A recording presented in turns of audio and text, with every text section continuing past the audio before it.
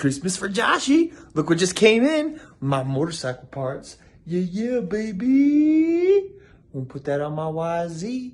I'll get to it and let you know what I got in just a little bit. Toodles.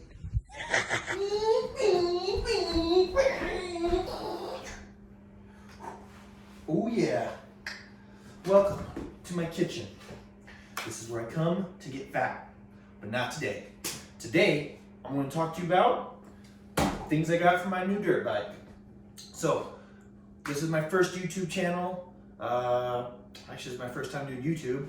And so I thought I'd explain to you what this channel is going to be about. So, I'm getting back into riding. It's probably been about 10 years, 10, 11 years, really longer, since I last went riding.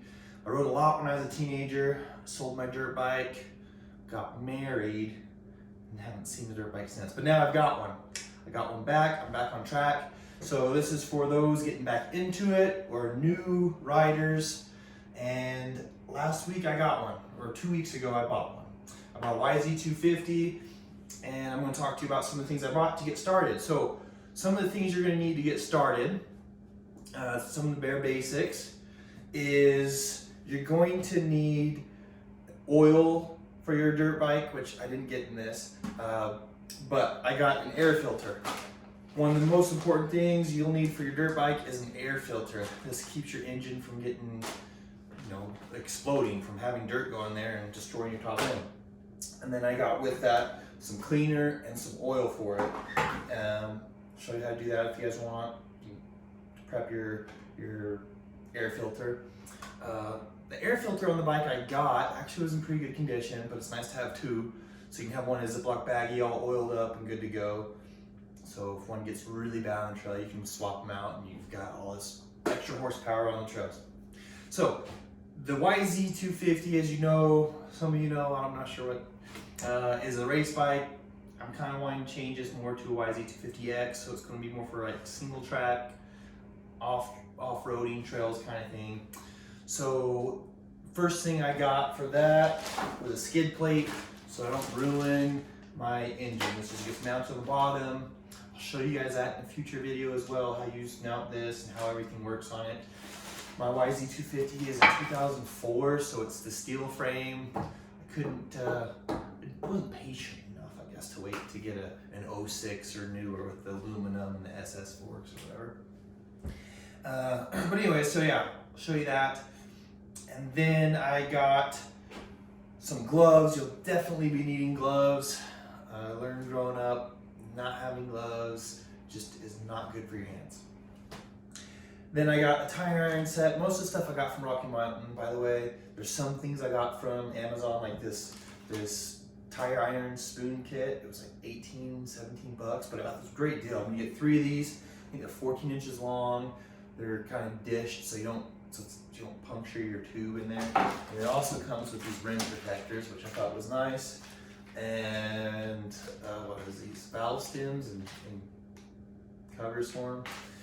Anyways, yeah, so that's great to have when you're on the trail. So I got the bike, give you a little history on the bike. I got it from a young man who, it was his dad's, and this guy didn't know too much about the bike. So there was some oil leaking from the top end when I got it. So I was able to talk him down quite a bit, thinking that, I might have to do a top end change on it, or maybe he didn't torque it down, the gasket wasn't all right, I don't know.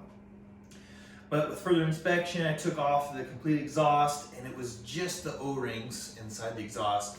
I'll do a video, that'll probably be my next video, the install on that. And that is in this kit here, the O-ring set with the spring. With that exhaust, I checked out the packing on the 2-stroke, and it was just shot, so I got some new packing with some gasket sealer, some high temperature stuff, and so that'll probably be the next video. And then in the process of just going over the bike when I got home, you always go out there and you do those things, and there's little things that you don't notice until you get home and you start going to nitty gritty on it. There were some bolts that were stripped out on it that I had to go in, and I bought a new tool to drill them out and take out the screw. Don't tell my wife, because she always gets mad when I do that, buy new tools. But anyways, so I got the new bolt set right in there as well. A good thing to have with a two-stroke especially is also a spare spark plug. So that's what this is right here, a spark plug.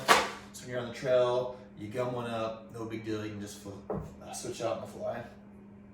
I got some contact cleaner. I'll be using that with the exhaust, just to clean on the exhaust install to clean up the oil that was on there. And I'll also probably be using this because the bike doesn't want to run unless the choke's all the way on. So the carburetor is probably gummed up, I'm thinking. So I'll do a video on that and to get the bike up and running and using that for that. Let me know what video you want to see first. If you want to see the exhaust or the carburetor or the skid plate install, whatever you guys want, I'll do. Okay, so that's that. I got some chain lube. It's always important to have your chain lubed up. It's always important to have lube, period. If you live your life by that, you're good to go. And then I got, I already talked about the air filter. Oh yeah, so I got some grease. So I wasn't quite sure, like I said, this kid didn't know too much about the bike, so I wasn't sure if the bearings have been greased recently. They all felt good and tight when I shook them around. The steering stem felt very smooth and buttery, so I just got it just in case. It's always good to have, and why not? You know, I got carried away. Don't tell my wife I spent $300 on all this stuff. She'll get mad. Nah, she won't. She'll be fine. She knows. She's been very supportive of me getting into this, but. So anyways, yeah, so this is all the stuff I got in those boxes that were at my doorstep, and I am stoked to start riding again. I'll take you guys along for the ride. I'll also show you the different areas I go to. I live here in Utah, so it's a kind of a mecca. We got all kinds of plethora of places to ride. So I will show maps. I'll show exactly where I'm going. There'll be videos. There'll be pictures. So if you're interested in riding around here, you'll have maps. You'll have trails. You'll know the difficulty, and you'll be prepared